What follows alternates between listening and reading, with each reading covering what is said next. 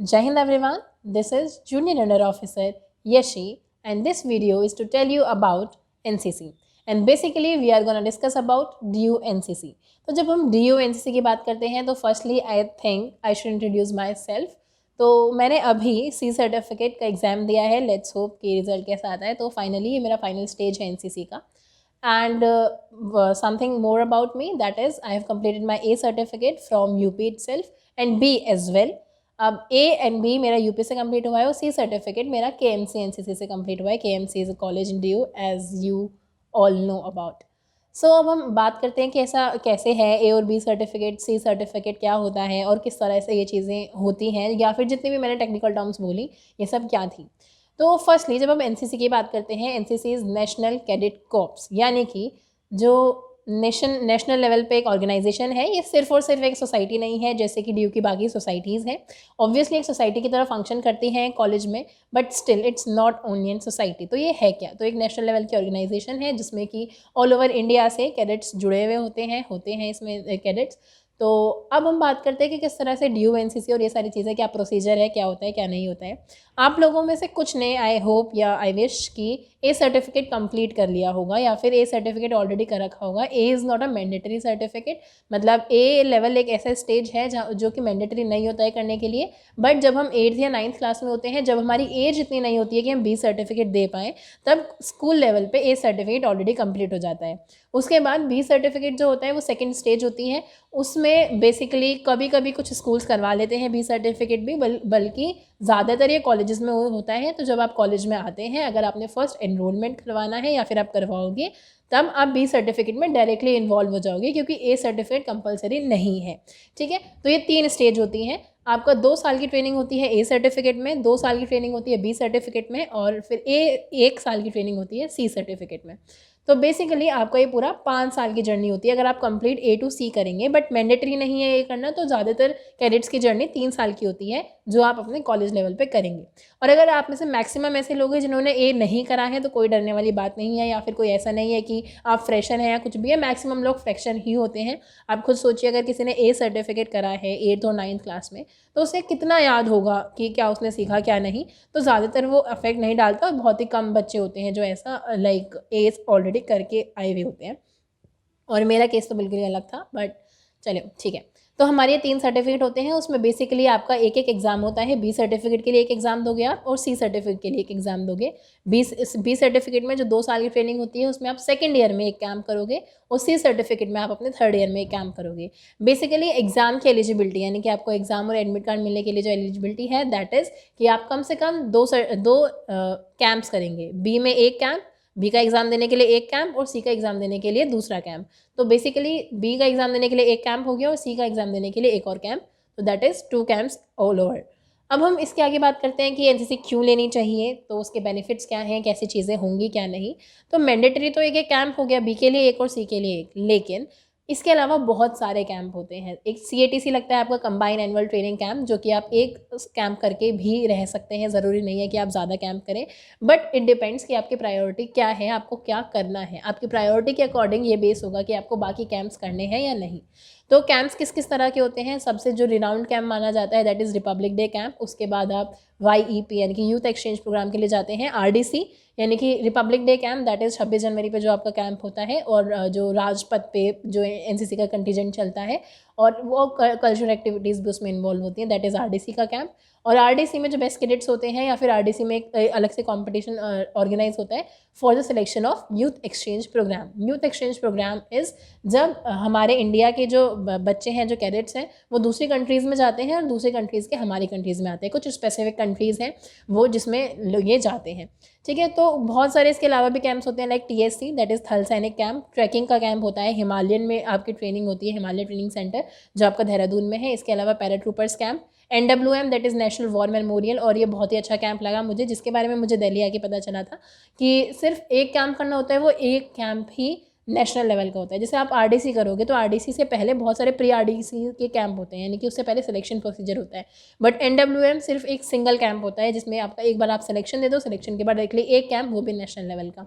इसके अलावा IDC जो कि इंडिपेंडेंस डे कैंप होता है, उसमें जो CM रैली होती है, दैट इज़ और उसके बाद basic leadership camp, advance leadership camp, एक भारत श्रेष्ठ भारत जैसे कैंप, आर्मी अटैचमेंट, और ऐसे ही बहुत सारे कैंप्स होते हैं एनसीसी में जो कि आप करने का आपको मौका मिल सकता है अगर आप इंटरेस्टेड हो तो। एनसीसी आपको कितना देगी वो डिपेंड करता है आप उससे कितना लेना चाहते हो। तो ये बहुत ही ऐसी चीज़ है जो कि डायरेक्टली मैंने अपने एक्सपीरियंस से सीखी है। सिर्फ ये बात नहीं है कि मैंने केएमसी या फिर डीयू की ही एनसीसी देखी है, क्योंकि मैंने all over NCC as an organisation भी अच्छे से एक्सपीरियंस किया है। That's why I can compare कि दोनों जगह के एनसीसी में भी क्या डिफरेंस है और या फिर जो एनसीसी एज एन कोर है वो हर जगह क्या सिखाती है। तो यहाँ पे बात आती है बेसिकली इतने सारे कैंप्स हो गए, इसका बेनिफिट क्या है। तो अगर हम इसके बेनिफिट्स की बात करें तो दो तरह से हम इसको कैटेगराइज कर सकते हैं। एक, अगर आपको आर्म्ड फोर्सेस में जाना है, यानी कि अगर आपको सेना में जाना है। सेकंड, आपको सेना में नहीं जाना है पर आपका मन है, आप अपना पर्सनैलिटी डेवलप करना चाहते हैं या कुछ भी इस तरह से लीडरशिप क्वालिटी है या कोई और क्वालिटी है, वो आप इससे डेवलप कर सकते हैं। कैसे, मैं बताती हूँ। बेसिकली आर्मी में अगर आपको जाना है तो एनसीसी स्पेशल एंट्री होती है जिसमें कि 95 जो सीट्स हैं वो बॉयज़ के लिए रिजर्व होती हैं और 5 सीट सिर्फ गर्ल्स के लिए रिजर्व होती हैं, जिसमें कि एनसीसी स्पेशल एंट्री यानी कि एनसीसी का बच्चा, ठीक है, जिसने ग्रेजुएशन में आई गेस 60% का एलिजिबिलिटी है कि आपने ग्रेजुएशन में अपना 60% का रखा हो, आपने एनसीसी का सी सर्टिफिकेट कर रखा हो, ठीक है, आपका उसमें ए या बी ग्रेड हो सिर्फ, ठीक है, ए या बी ग्रेड हो। सी ग्रेड अगर आता है तो ऑब्वियसली वो इतना एलिजिबल नहीं होता बच्चा, वो सी ग्रेड इतना बेनिफिशियल नहीं है उसके लिए। तो आप अच्छा करें एनसीसी में अगर ले तो वो बात है। तो उससे आप एनसीसी में स्पेशल एंट्री के तहत आर्मी में डायरेक्टली जा सकते हैं। आर्मी, नेवी, एयरफोर्स सबके अलग अलग सीट्स इस तरह से रिजर्व होती हैं। अब इसके अलावा क्या है दूसरी चीज़, जैसे जिसको आर्मी ज्वाइन नहीं करनी या फिर मतलब डिफेंस सर्विसेज ज्वाइन नहीं करनी, वो एनसीसी करे या ना करे। तो बेसिकली मुझे पर्सनली अभी डिफेंस ज्वाइन नहीं करना है, मैंने नहीं सोचा है ज्वाइन करने का। तो मैंने क्यों करी एनसीसी या फिर मुझे उससे क्या पर्सनल बेनिफिट हुए हैं। तो मैंने 9th क्लास में ज्वाइन करी थी, मैं इतना अवेयर नहीं थी उसके बारे में कि भाई एनसीसी से होता क्या है। फर्स्ट टाइम स्कूल में आई थी, एक्साइटमेंट था नई चीज़ें करने का, that's why I joined it.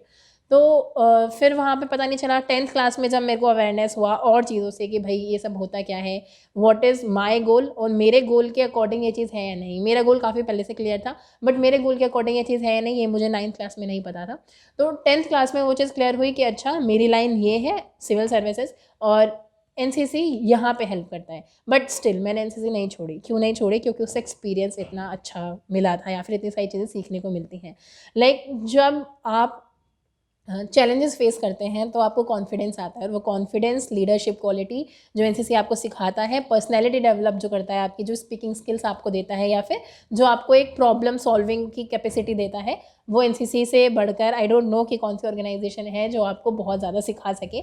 As a earlier told you कि अगर आप जितना सीखना चाहेंगे वो उतना सिखाएगी। अगर आप नहीं सीखना चाहेंगे तो ऐसे भी बच्चे हैं जो परेड पे या ग्राउंड पे नहीं आते हैं, सिर्फ एग्जाम देते हैं, अपना एलिजिबिलिटी क्रॉस हो जाता है, मतलब अटेंडेंस जितना भी होता है 75% अटेंडेंस आपकी 2 सालों में होनी चाहिए बी सर्टिफिकेट के लिए। तो सिर्फ उतना ग्राउंड पे आते हैं, कोई मतलब नहीं होता चीज़ें करने का, कोई इंटरेस्ट नहीं होता, बस ऐसे ही खींचते खींचते एग्जाम दे देते हैं। तो इट डिपेंड्स कि अगर आप एनसीसी लेते हो तो आई वुड से कि आप फुलफिल करो उस चीज़ को। और इस चीज़ का मतलब ये नहीं है कि सिर्फ आप जब बड़े बड़े कैंप्स करोगे, कैंप्स में जाओगे तभी आप एनसीसी से बेनिफिट ले सकते हो।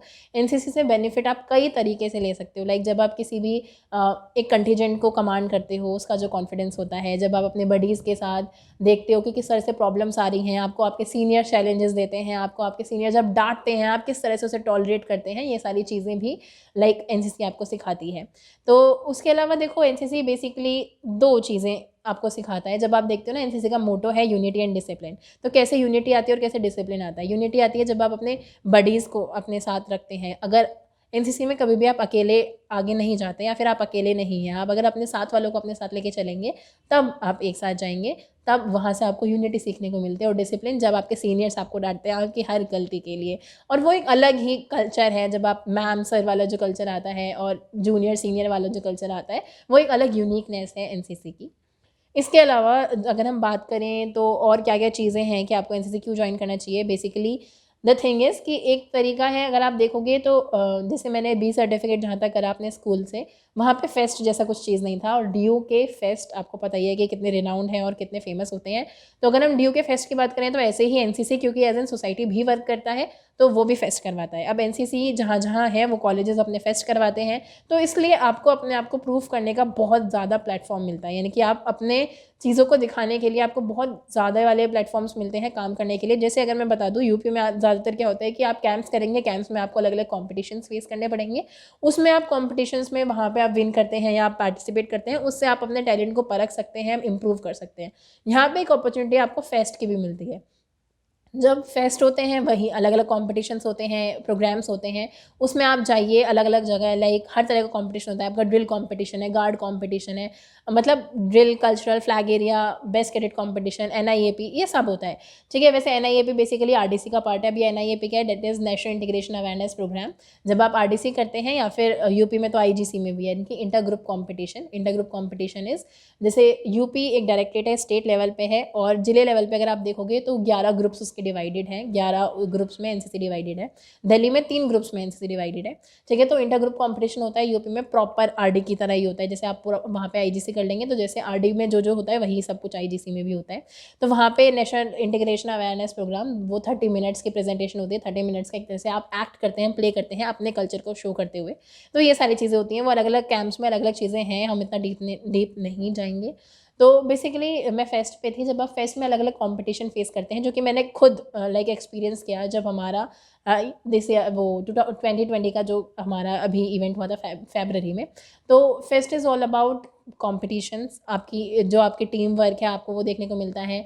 जो फर्स्ट ईयर नया नया है वो अभी तक चीज़ें सीखता है, वो अपने सेकंड ईयर से इंट्रोड्यूस होता है फेस्ट के टाइम पे, क्योंकि सेकंड ईयर को भी उन्हें लीड करने का मौका मिलता है, वरना थर्ड ईयर आपको सिखाता रहता है फर्स्ट ईयर और सेकंड ईयर को।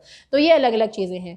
इसके अलावा जो एक मेन चीज़ है, जो एक क्वेश्चन उठ के आता है कि क्या क्या चीज़ें हैं, मतलब एक तरह से देखोगे तो अगर आप ड्रिल में अच्छे हैं तो भी आप एनसीसी में सक्सीड कर सकते हैं, फिर अपने आप को प्रूव कर सकते हैं। Cultural, whether it is dance, whether it is singing, acting, what ever it is, आपको एक प्लेटफॉर्म देगा एनसीसी। अगर आप एक अच्छे पब्लिक स्पीकर हैं तब भी आपको प्लेटफॉर्म मिलता है, क्योंकि एक्सटेम्परी, इंटरव्यू, ये सारी चीज़ें बेस्ट कैडेट कॉम्पिटिशन का एक बहुत इंट्रिंसिक पार्ट है।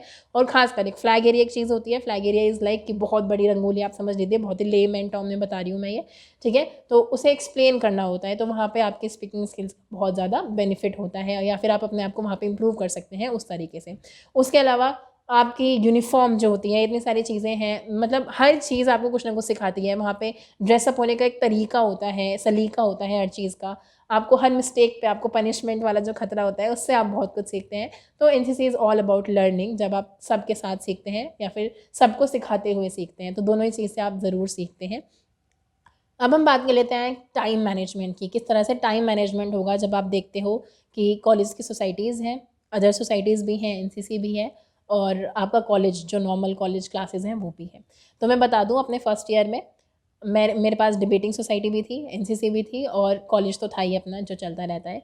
तो बेसिकली एनसीसी की ज़्यादातर जो आपकी ट्रेनिंग होती है वो वीकली बेसिस पे होती है। वीकली एक सेशन, या मतलब एक दिन आपका जाता है उसमें। कुछ कॉलेजेस हो सकते हैं जिसमें 2 दिन भी जाएँ, कुछ ऐसे कॉलेजेस भी हो सकते हैं जो सुबह से प्रैक्टिस करवाएं। इससे ज़्यादातर सुबह वाली प्रैक्टिस, जो डेली वाली प्रैक्टिस होती है, वो सिर्फ फेस्ट के टाइम पे होती है, और ज़्यादा हेक्टिक जो शेड्यूल होता है वो सिर्फ फेस्ट के टाइम पे होता है, क्योंकि ऑब्वियसली आपको खुद को भी प्रेजेंट करना होता है, आपको पूरा फेस्ट ऑर्गेनाइज करना होता है। ठीक है, अगर कुछ ज़्यादा हेक्टिक होगा तो सिर्फ फेस्ट के टाइम पे होगा, वरना इतना नहीं होता है। Weekly basis like KMC NCC की बात करूँ तो सैटरडे टू सैटरडे हमारी ट्रेनिंग सेशंस होते थे, ट्रेनिंग होती थी, जिसमें कि आपका सब कुछ है। आपका फिजिकल है, आपका like warm up, physical classes, जो थ्योरी क्लासेस होती हैं एग्ज़ाम्स के लिए, सारी चीज़ें वहाँ पे इन्वॉल्व हो जाती हैं। तो टाइम का इतना इशू नहीं होता है, और दो सोसाइटीज़ में मैनेज हो जाती हैं। इट डिपेंड्स कि आप में कितना मतलब जोश है चीज़ों को करने का या बैलेंस करने का। और स्टिल ये भी एक आपको मैनेजमेंट दिखाता है कि आपको किस तरह से चीज़ें करनी है। ठीक है, और पढ़ाई पे कोई इतना इम्पैक्ट नहीं पड़ता। बस आप ये समझ लीजिए, अगर आप सैटरडे पे ट्रेनिंग पे मतलब सैटरडे पे अगर आपकी ड्रिल है तो आपका पूरा सैटरडे ऐसे चला जाएगा, क्योंकि आप जाओगे सुबह को, लाइक अपना यूनिफॉर्म वगैरह तैयार करोगे, यूनिफॉर्म पहन के जाओगे, फिर शाम तक आओगे और वहाँ पे आप रेस्ट ले लो। तो आप पूरा एक दिन दे रहे हो सिर्फ हफ्ते का, और कुछ नहीं है उसमें। इसके अलावा जो छोटे मोटे काम में अगर आपका टाइम जाता है वो आप बैलेंस कर सकते हो क्लास के साथ ईजिली। ठीक है, स्टिल ये थोड़ा साइंस वालों के लिए प्रॉब्लम हो जाता है। एक्सपेरिमेंट्स वगैरह उनके चलते रहते हैं, मतलब जो क्लासेस चलती रहती हैं उनके प्रैक्टिकल चलते रहते हैं उसके साथ में। तो वही है, एक दिन का है, आपको मैनेज करना पड़ेगा। इट डिपेंड्स कि आपकी प्रायोरिटीज़ क्या हैं, आप खुद प्रायोरिटाइज़ करो कि क्या चीज़ पहले करनी है, क्या चीज़ बाद में। स्टिल इतना कोई मैनेजमेंट का इशू नहीं होता, क्योंकि मतलब मैं तो आर्ट्स बैकग्राउंड से हूँ, पॉलिटिकल साइंस ऑनर्स कर रही हूँ, तो प्रैक्टिकल्स का इतना इशू नहीं पड़ा मेरा कभी भी। और सैटरडे ऑफ रहता है ज़्यादातर, ठीक है, और मेरा तो डिपार्टमेंट ही ऑफ रहता है सैटरडे में, तो इसलिए भी मेरे को कभी दिक्कत नहीं आया। तो स्टिल अगर आपकी कोई क्वेरीज़ हैं तो आप कमेंट सेक्शन में पूछ सकते हैं। अदर देन दैट मैं सिर्फ अल्टीमेटली यही कहना चाहती हूँ कि एनसीसी से आप बहुत कुछ सीख सकते हैं, बहुत कुछ बहुत कुछ बहुत कुछ। इट डिपेंड्स कि आपकी कितना आपको करना है उसमें। मैं आपको मैक्सिमम आई गेस सारी चीज़ें कवर कर चुकी हूँ। स्टिल कुछ बचेगा तो हम अगर नेक्स्ट पार्ट बनाने की ज़रूरत हुई तो बनाएंगे आपकी क्वेरीज़ को लेके। अदरवाइज़ कमेंट सेक्शन में जब आप क्वेरीज़ पूछेंगे तो उसमें आपको आंसर्स मिल जाएंगे। Other than this I guess की कोई प्रॉब्लम नहीं होनी चाहिए। आप यहाँ पे कंपटीशन सीखते हैं, आप यहाँ पे चैलेंजेस सीखते हैं। कंपटीशन के साथ ब्रदरहुड की फीलिंग भी होती है और चैलेंजेस के साथ आपकी मेमोरीज़ भी बनती हैं। जितनी अच्छी मेमोरीज़ मुझे एनसीसी ने दी हैं उतनी अच्छी आई डोंट नो कि किस ऑर्गेनाइजेशन ने अभी तक दी है, या फिर अभी इतना एक्सपीरियंस और चीज़ों का नहीं हुआ है जितना एनसीसी का हो गया है। क्योंकि whether it is cultural, whether it is drill, best cadet competition, कुछ भी है, लाइक मैंने मेजरली हर चीज़ में पार्टिसिपेट किया है, हर चीज़ में, तो उससे एक्सपीरियंस मिलता ही है। और experience is the key to success आज के टाइम पे भी और वैसे भी। तो आई होप कि आपको एक बहुत ही ओवरव्यू मिल गया होगा एनसीसी का, ठीक है। और हाँ, one more thing that is कि मैंने बोला था जूनियर अंडर ऑफिसर यशी, तो व्हाट इज़ दिस। तो ये रैंकिंग्स होती हैं, आपके रैंक्स होते हैं, जिसमें लाइक सारा काम हर चीज़ का, सोसाइटीज़ में भी कोई भी अदर सोसाइटीज़ है तो बच्चे ही, कॉलेज के बच्चे ही काम करते हैं। एनसीसी में भी वही चीज़ है, पूरा ऑर्गेनाइजेशन आपके सीनियर्स चलाते हैं। तो उसमें आपके कुछ रैंक्स होते हैं, जिसमें मतलब आपके सीनियर जूनियर वाला जो कल्चर है वहाँ से बिल्डअप होता है।